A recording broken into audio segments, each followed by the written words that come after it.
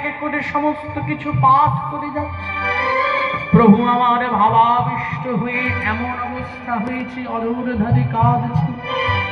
আর মান বিরহের যে ভাব ছিল, মান বিরহের রাধারানী যেমন করে গোবিন্দ উপেক্ষা করেছিলেন, গোবিন্দকে উপেক্ষা করে রাধারানীর যে ভাব ছিল, আজ গোবিন্দ হারা হয়ে রাধারানীর যেমন ভাব ছিল, আজ মহাপ্রভু আমার সেই ভাবে বিভাবিত।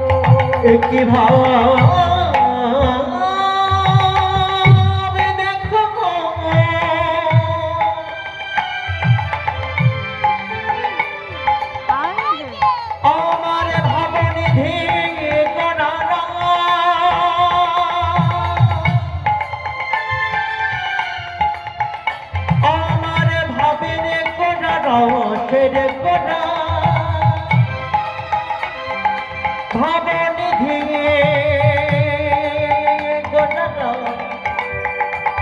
একটি ভাবের মানে আমার গোড়ার উদয় হলো দেখো।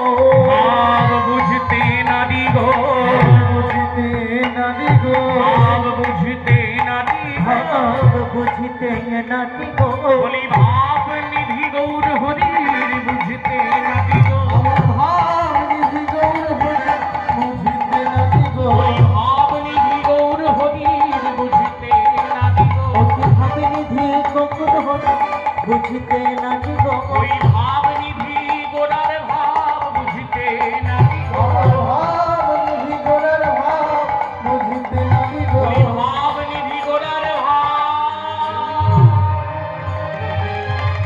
বলি কোটি সমুদ্র গম্ভীর ভাব, নিধি গোড়ার ভাব সমুদ্র গম্ভীর ভাব, নিধি গোড়ার ভাব, নিধি গোড়ার ভাব, নিধি গোড়ার ভাব, সমুদ্র গম্ভীর ভাব বুঝিতে নারী গো। প্রেম জলে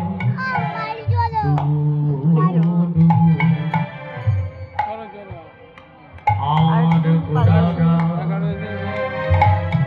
গোড়ারা